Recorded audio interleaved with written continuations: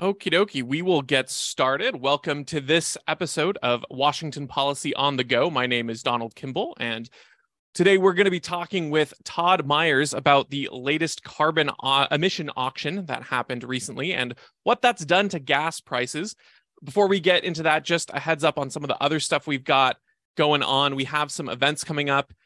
We've got some young professionals events coming pretty soon if you know anyone in that demographic. We also have luncheons in Gig Harbor and Bellingham, as well as our Coeur d'Alene event coming up in July. So if you're interested in connecting with us in any of those live events, we've got plenty going on. Make sure to go to our website, washingtonpolicy.org, and check out our events, as well as check out the blog and other publications we've been doing. You can read about how the Seattle City Council is now proposing a city income tax on the heels of the capital gains income tax ruling, as well as other up-to-date stuff such as the Supreme Court decision that protects workers and private property owners from union strikes. So you can read about all of that on our site. We've got a lot going on, so make sure to check that out. But without further ado, I'm happy to welcome Todd on to talk about why we're all paying so much more for gas.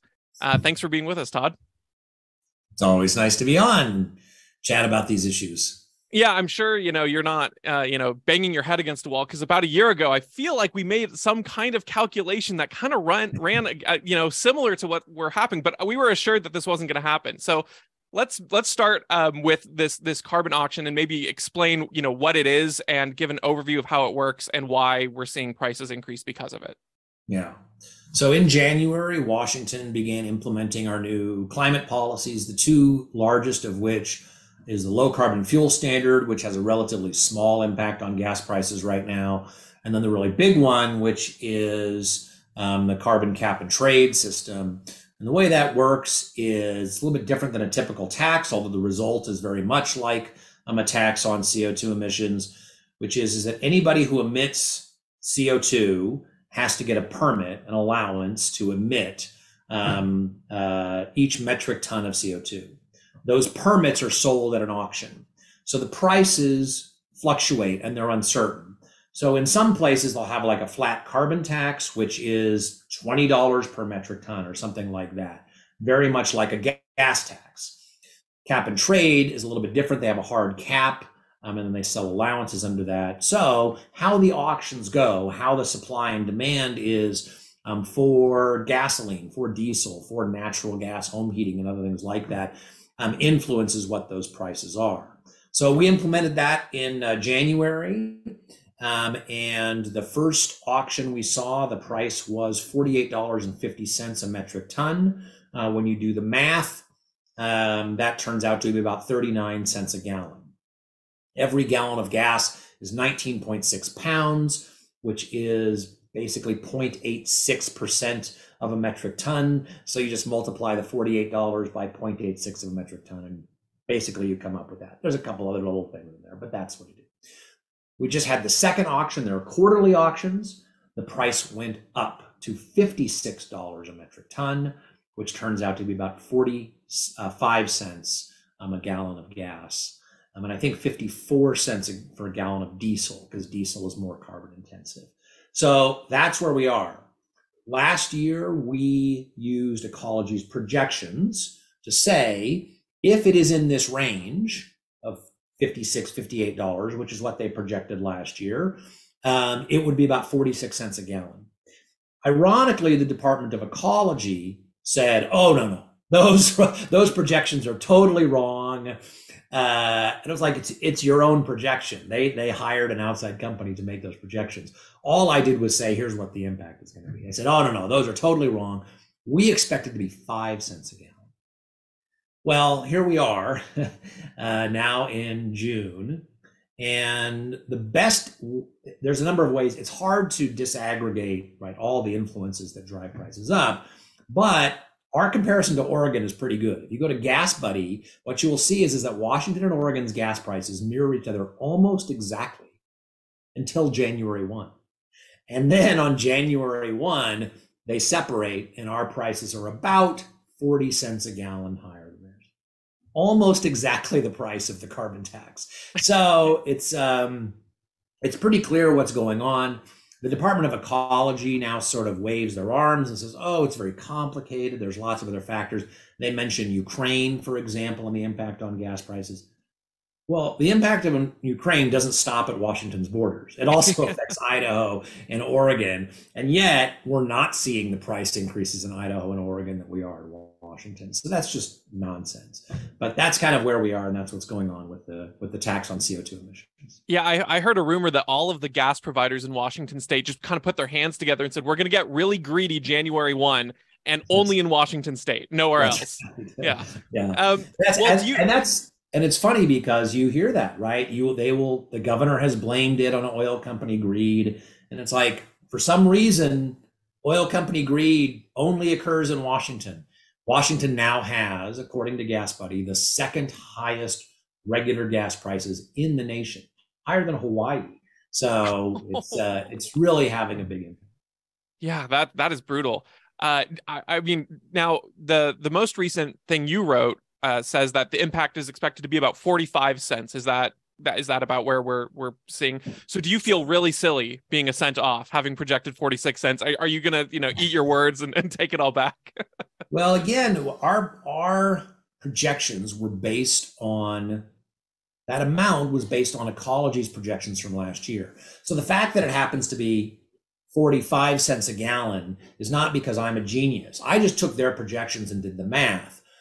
The irony is that their Ecology's projection of $58 a metric ton has turned out to be almost exactly right. The irony is that I agree with that projection, and Ecology disagrees with their own projection and is disavowing their own projection. So that's the really strange thing that's going on, is because politics is playing huge role in their messaging. The math is very simple. Again, I didn't create the math. The math is, energy experts, the state of California uses this exact projection. If you ask the state of California, how much does their carbon price increase gas prices? They will say, 23 cents a gallon. They don't hide. Right. Oregon has what's called a low carbon fuel standard, which is a little more complicated. They literally have a webpage that says, here's how much it increases gas prices. Nobody else plays this game that Washington State plays, where they say, we don't know what's happening and it's so confusing and we can't figure it out. Everybody else knows how to do this. It's Washington that is pretending that they can't figure it out, and it's just simply dishonest. Just a reminder to everyone, if you do have questions, we've got the Q&A function in the chat, so feel free to dump your questions there and we can address them in the midst of this.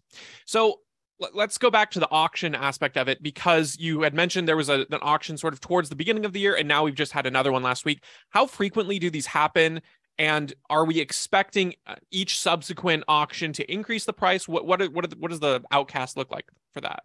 Yeah. So they are quarterly. So there'll be 4 scheduled ones this year. Now, we actually are getting an additional one in August. And the reason that we're getting an additional one is that there is a price trigger, that when the prices go above a certain amount, they will schedule an extra auction to put more credits on the market so that people can buy it. So keep prices down. And that's a good thing, right? Supply and demand. If you increase the supply of allowances in a particular year, then the prices will go down. The prices only go down in the short term because the cap still applies. They're not increasing the total amount of credits over the life of the program. They are only increasing credits for a short time by taking credits from future and moving it forward. So the good news is that in the short term, prices may be lower, but in the long term, they will be higher. Well, if companies know that, won't they still go up in price because they realize that the increased availability isn't increasing that total? Won't there be a rush to buy them out at a higher price anyway? That's possible. That's certainly possible. The challenge, though, is that you don't know what future demand will be in 2024 and 2025. So you're having to try to predict future demand 2, 3, 4 years down the road at the same time as you're buying these. So adding more supply. We'll see. All right, we'll see what happens. The logic that you're, playing out there, I think could very well be correct. They could just treat this as an auction that eventually they're going to have to pay in the future. So we will see. But one more to but that. Again, it's not a free lunch. I mean, I think that's the key thing is that right. Some people may sort of think this is a free lunch. It is not. So to that question, we have a question from the audience that asks, does this program involve speculation? Can I purchase credits and resell them? So yes, you can. People who don't have compliance obligations can get in the market. I don't have a problem with that. The word speculation is treated as a very scary word. But if you pay, right? If the perception is that speculators are bidding up the price, okay? So it's like $58 or let's say $70 a metric ton, and that would be 60 something cents per gallon. Well, then because of high prices, let's say people say, well, I'm going to buy a hybrid, I'm going to buy an electric vehicle, and demand collapses, and now the prices go down to 50 cents. Well, guess what? The speculators lose their money. So I don't have a problem with people getting in the market and trying to predicting supply and demand is very difficult. And I think market participants have a lot of good information, but people outside the market, by bidding up or down, can help it. So far, we haven't seen that. We have seen non-market players buy credits, but they're not the major drivers of the process. Okay, so now for the $1 million question, which maybe it will be a $1 million question. Does this help reduce carbon emissions? Because you've been talking about the fact that we're allowing carbon caps, we're allowing credits, and there's so many different programs we have. Bottom line, does this help, or is there a better way? What's your take on that? So there's two challenges with carbon policy, and probably with any policy, which is, one, does it work? And two, does it work efficiently, cost effective? A carbon cap is effective because it just says, we're not going to sell credits above this. You have to meet the cap. You can't go over it. So theoretically, that works. We've seen that work. We've seen cap and trade systems work with the sulfur dioxide market to reduce acid rain. Okay. In the same way that I could reduce CO2 emissions by banning gasoline cars tomorrow, right? That would work. But it would be extremely disruptive and expensive and destroy the economy and all those sorts of things. Yes. So the first question is, does it work? The second question is it cost effective? And that is an area where the current system is failing badly. So California has a similar system. California and Quebec do this, and they have a market. Their price that they just came up with is at their auction was $30.33. Ours is $56. We're paying more than 80% more than California for the same environmental benefit, exact same environmental benefit, and we are paying 80% more. So you can say that it works, but it's also really very wasteful in the way that it works. The other thing that you see, that there is a benefit of just creating a flat cap, which is, the cap is arbitrary. I don't like the way Washington's cap is set. It's based on arbitrary numbers, a 50% reduction by 2030. It's, just amazing that those are both divisible by 10. It's right. I mean, it's a political target, not an actual scientific or economic target. But a benefit of a cap is that theoretically what they say is, look, we don't care how you meet the cap, just meet the cap. You can come up with whatever way you want to do that. What that does is that it says we don't need to do all these ad hoc government programs where we mandate, use the Growth Management Act, and we do solar subsidies, and we do all sorts of other things that are very expensive or don't work. We can just say, look, you have an obligation to meet the cap, meet it, we don't care. In Washington, we do things differently. What we do is we set a cap, and then we say, oh, by the way, we're also going to spend a lot of money and dictate how you're going to meet that cap and make sure that it is super expensive. So one of the things that you will hear all the time is that, oh, we get all this great money, that we can invest in carbon reduction programs. But those programs don't reduce CO2 emissions any more than would have occurred anyway with the cap.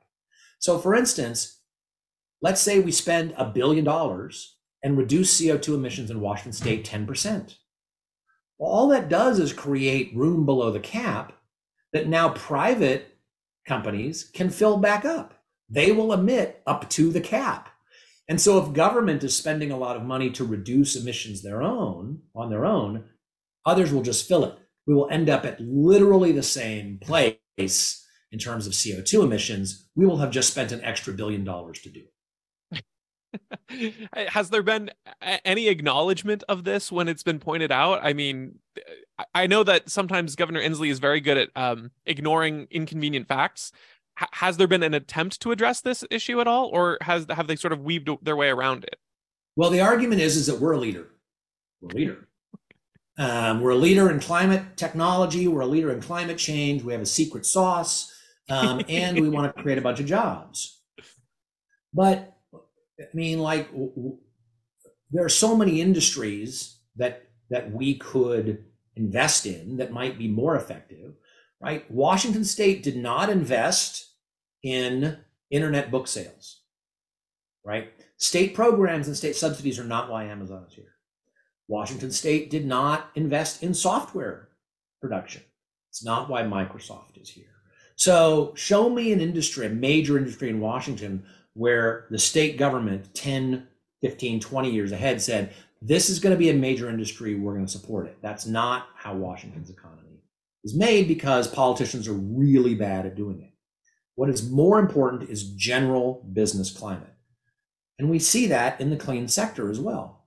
So it's now been a year since the IRA was passed, the massive government program that just lavishes money on renewable energy and electric vehicles and things like that. So there was a chart put out that you can find on my Twitter feed at WA Policy Green that was put out last week, showing all of the places where these new companies are popping up. And where are they popping up? Georgia, South Carolina, North Carolina, Tennessee, Ohio. There is only one circle, there's only one business that they identified in Washington State.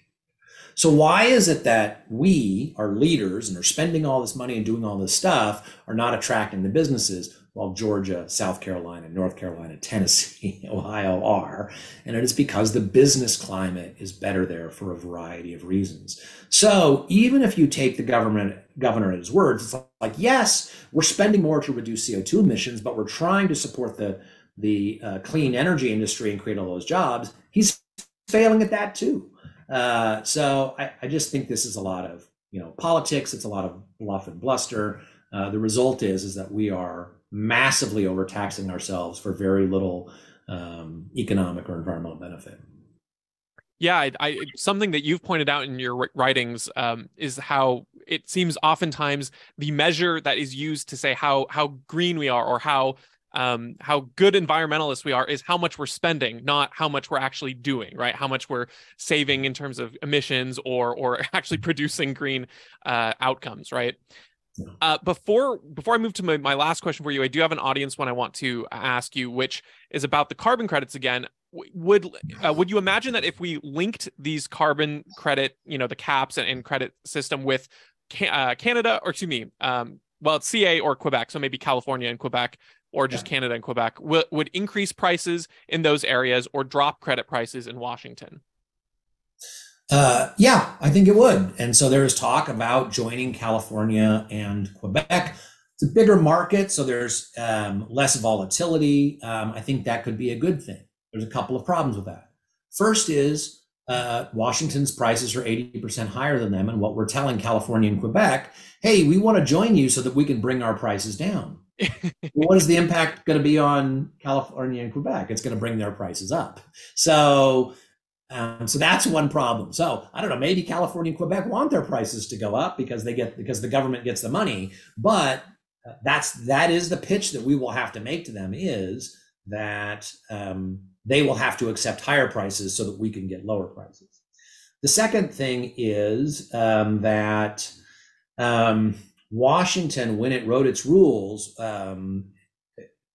spent a lot of time patting ourselves on the back, legislators who supported the carbon tax, or I should say the tax on CO2 emissions, spent a lot of time patting themselves on the back about how we fixed the problems of California, right? That they have too many loopholes, they don't have enough restrictions, and we made our system more restrictive and tighter to fix those problems. Well, we're going to have to negotiate that with California. One of those areas, which I just wrote about, is in carbon offsets. Now, carbon offsets have a bad name on the right and the left. I like them because they are projects that reduce CO2 emissions. They encourage innovation. Innovation is the way that we're going to address CO2 emissions. And a narrowly focused cap and trade system allows some innovation, but only in a narrow area. We want to open up that opportunity. And carbon offsets have very strict rules proving that they actually work, that they're effective. There has been some fraud in the past, but there's also greenwashing of government programs. And yet, if you invest money into a government project to reduce CO2 emissions and it doesn't work, nobody does anything. The money is lost. If you do it on a private carbon offset, guess what? You lose the money. They take it away. So the carbon offsets are actually more strict than government programs. But in our infinite wisdom in Washington State, we put a very strict limit on carbon offsets and the ability to use them to meet the targets. And they go away in a few years, down to zero. That's the opposite of what we should be doing. We should be increasing innovation. So there are going to be examples like that of where we have to negotiate with California the rules. And there are going to be existing organizations in California and Quebec who are selling offsets, who are doing these projects, which I think is a good thing. Who are going to say, well, wait a minute, if we join Washington and follow their rules, we're out of business. And they're not going to want that. So it's not as simple to say, if we join their market, will prices go down? Theoretically, yes, but there's a lot of baggage and a lot of things that have to be negotiated first. When your example there makes me think of the phrase how, the government is really the only institution where when it is failing, you get more money in it, right? Any other sort of private industry, if they're failing, they lose the money and they have to serve their customer base better. Government doesn't really work that way, unfortunately. So you kind of alluded to some of the solutions, right? Talking about, enabling offsets and those kinds of things. Are there any other recommendations you would make for a more efficient way in terms of cost and in terms of, spurring innovation, ways that we can actually move towards a cleaner future? Because frankly, the reality is, even if you don't believe a word about there being any kind of climate crisis, the idea that you make other forms of energy viable and cheaper is always a good thing, because that brings in competition and it can drive market rates down for both sides. So we want innovation no matter what. Even if you don't believe there's any sort of problem with carbon going into the air, innovation is always a good thing, right? What kind of ways do you think we can sort of help that spur along? Yeah. So the first is to allow more flexibility in our current system by allowing innovation.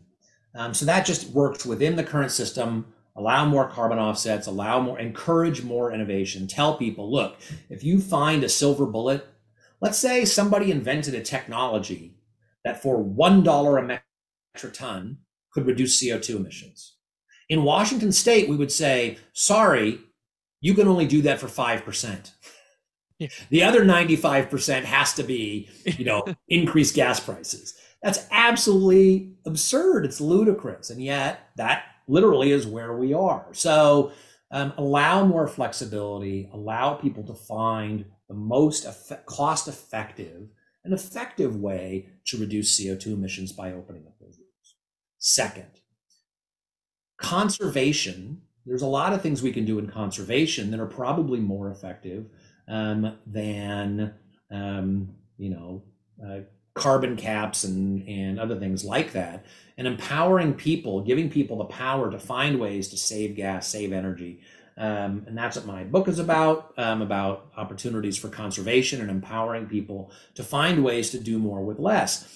And the beauty about doing more with less is that it's not just good for the environment, it's good for your pocketbook, right? You save money. So, and it allows you to find what works and stop doing what doesn't. So empowering people to do that is also a really good thing. And then the last thing, just in terms of our current prices, like I said, what is driving our prices is our very restrictive cap. We have to cut CO2 emissions by 50% by 2030. That is incredibly aggressive. The advocates of that cap will say that it's based in science. That is pure nonsense. That is absolute, just completely made up. Science is not divisible by 10. Anytime you hear a target that is divisible by 10, you know that it is absolutely not science. And so the notion that we have to set this extremely tight cap to meet an extremely short period of time is a pure political target. And the people who are going to suffer are the people of the state of Washington. And the fact that the governor and the Department of Ecology have to lie about the costs indicates they already know it's having a negative impact, and they just want to deny it. But they are lying, and people have probably seen what I've written about this, which is that the Department of Ecology themselves stripped their webpage of all of their past projections of how much it would cost because they were all wrong. So they know that it's nonsense. They just want to deny their culpability. So that, I think, is really ridiculous. The prices are going to go up because the cap is going to get tighter and tighter. So the supply of credits is going to go down rapidly. So 45 cents a gallon is a lot, but it's going to get worse unless we do something. And as long as the governor and his agency leadership deny there's even a problem, I think we're just going to see higher prices. Well, if you want to hear about some of the more innovative ways that people are making clean energy realistic and making conservation efforts real on the ground level, Todd's book, Time to Think Small, is a fantastic read on that. I highly recommend it. Before we sign off here, just some last questions from the chat. Can you drop the link into the chat for the article you mentioned about the businesses that are being set up outside of Washington? I don't know if you have that on hand, Todd, but if not, I will make sure, if Todd can send it to me, and I'll get that to you. That article that will show the investments of the businesses. And then lastly, for all the money being spent on cap and trade in Washington state, how much global difference are we actually making on CO2 emissions? Do we even move the needle? Yeah. So this is a question that I frequently get. So using the Intergovernmental Panel on Climate Change's own models, if Washington meets its targets, it will make a difference of, I can't remember the exact number, but in the order of hundredths of a degree difference by the year 2100. And in fact, when the Department of Ecology is required to do a cost benefit analysis of the policy. And they did it. And what they said is, well, we're not just going to look at the benefits in Washington state. We're going to look at global benefits. Because the only way they could make this policy pencil out in terms of benefits to Washington state was if they looked at not just benefits in Burien, but in Bombay. And so I said, look, okay, fine, you can do that. Great. But why not do a just Washington, do two? One for the world and one for just Washington. And the Department of Ecology refused to do one for just Washington, which gives you an indication that they know that this doesn't pencil out for just Washington state. Now, there is an argument that says that we shouldn't pollute and impact other people and not pay the costs. You don't put your sewage in a stream and have everybody downstream feel the impacts for it and just go, sorry, that's the way it is. So as long as you are having an impact on other people, I think there is a moral argument to be made that you want to reduce the impact that you are having on the rest of the world. But that doesn't mean that you can just do anything. That doesn't mean that you can just say, well, we're going to charge you very high prices, spend a huge amount of money on government expansion because people around the world need the benefit. In many cases, it would simply be better to give people in other parts of the world that money rather than spending huge amounts of money so that you can reduce it by, a tiny fraction of a penny. But those questions are never asked because the goal is not environmental improvement or to help those people that they claim to help, but in fact, to justify, to say, okay, to get the policy, to expand government, to reward political allies, to seem like you're helping the planet. And if we took a lens of how can we improve the environment most effectively and make people's lives better, we wouldn't be doing the policies that we'd be doing now. We'd be doing something else. All right. Well, we're going to call it there. So thank you so much, Todd, for your time. We really appreciate it. As a reminder to everyone in the chat, check out all of our stuff at washingtonpolicy.org. The blog gets updated very frequently with the latest news on this. Also, check out some of our upcoming events. As I preview those in the beginning, we've got stuff coming up in Gig Harbor, Bellingham, and some YP events in Seattle and Spokane. We're going to be all around, plus our Coeur d'Alene, Idaho event. Don't want to miss those. And make sure to check out our Friday email if you want all of the latest updates in one spot every Friday coming to you on our mailing list. So thank you so much, and we'll see you on the next episode in 2 weeks.